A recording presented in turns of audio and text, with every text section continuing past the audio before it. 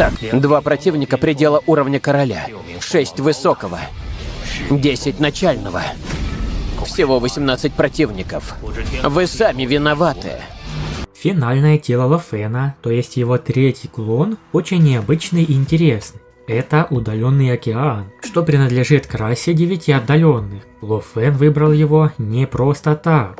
Уникальная способность удаленного океана, в частности накопление безграничного количества энергии, сделала его идеальным выбором.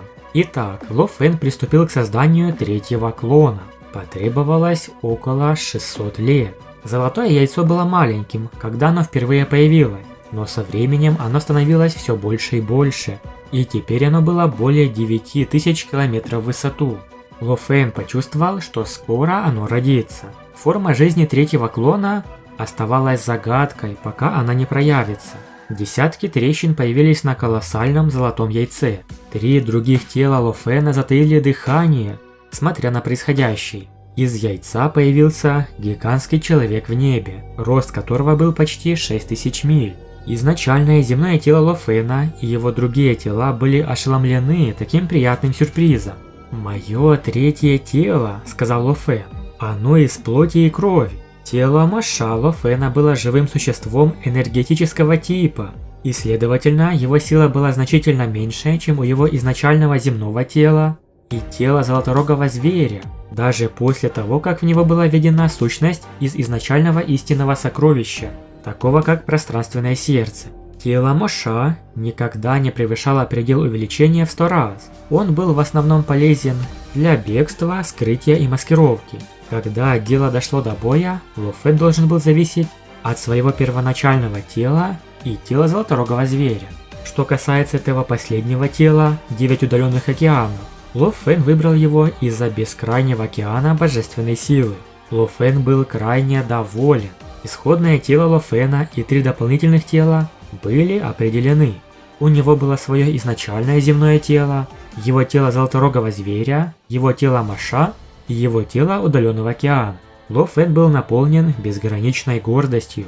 С его оригинальным земным телом и этими 3 телами ничто не помешало бы ему стать одним из величайших существ во Вселенной. На каком уровне был третий клон Лофена? Поскольку по правилам таланта Золотого Гиганта клонирования клон не может быть сильнее самого гиганта, то и удаленный океан сначала был на уровне пика хозяина мира, но впоследствии очень быстро он стал сильнее. А также я ищу помощника на постоянной основе с видосиками.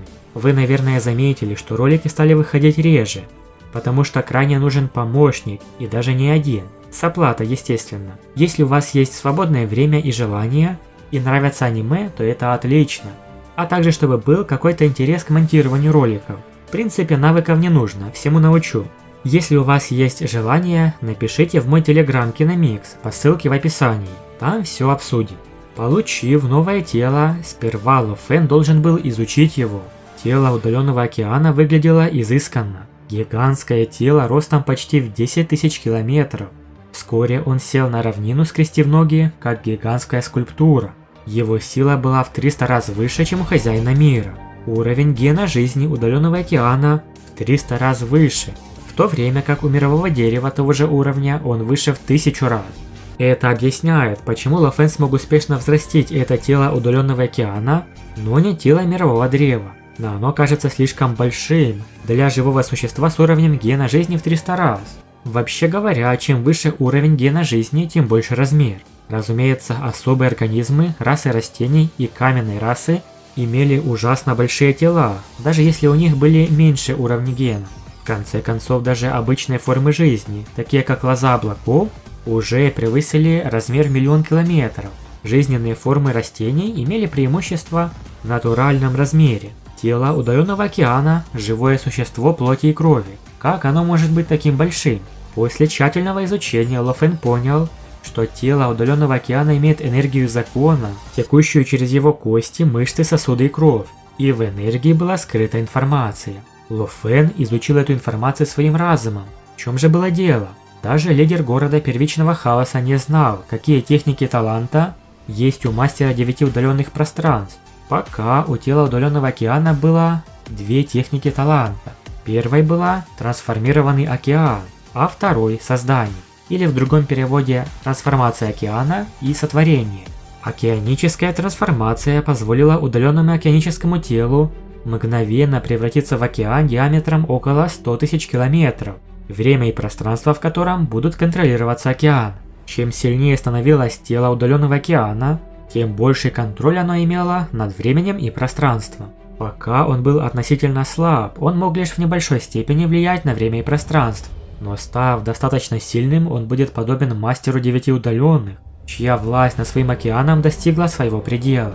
Он был настолько силен, что ни один другой мастер вселенной, то есть эксперт его уровня, даже не осмеливался войти в пространство 9 удаленностей. Вторая техника таланта – создание. Когда тело становилось океаном, его плоть и кровь превращались в кровавое море, после чего его талант сотворения позволял извлекать энергию из океана и реорганизовывать гены жизни для создания новых форм жизни. Он мог даже создать новую расу, если владел этим талантом, и новые жизни всегда подчинялись бы создавшему их хозяину. Так поступал сам лидер 9 удаленных. Этот второй талант сотворения был крайне могущественный. Другими словами, он позволял извлекать энергию из океана и реорганизовывать гены жизни. Смысл в том, что он использует энергию этого океана, чтобы менять гены как конструктор. То есть он может собрать жизнь заново или создать совершенно новые живые существа, которых раньше не существовало. Он мог даже создать новую расу. Если сила развита до высшего уровня, то возможностей хватит не просто на отдельные существа, а на целый вид или расу. Как будто он становился создателем нового народа, а новые жизни всегда подчинялись хозяину. Все, что он создает, будет связано с ним и полностью подчиняться его воле. Словно они его дети, но при этом абсолютно верные. Этот талант делает его подобием бога-творца, конечно же в мире Дунхуа. Его тело превращается в источник жизни, он черпает оттуда энергию, может создавать существ вплоть до новой расы.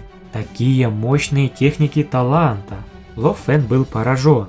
Неудивительно, что тело настолько велико, что не может превратиться в океан с меньшим телом. Когда оно превратится в океан, он может каким-то образом контролировать время и пространство вокруг океана, что делает его значительно сильнее. Такой невероятный навык атаки был немного похож на талант манипулирования временем и пространством, используемый мировыми деревьями. Создав этого клона, Ло Фэн получил все, что хотел, и даже некоторые вещи, которых не ожидал. Это тело удаленного океана может повлиять на пространство и время вокруг него. У него есть техника таланта пространства и времени. Кроме того, это тело из плоти и крови. А далее Ло Фэн занялся созданием новых форм жизни. Это очень интересно. Большое спасибо за просмотр. Напишите в комментариях, делать ли продолжение этого ролика. Подписывайтесь на канал, ставьте лайк и всем пока.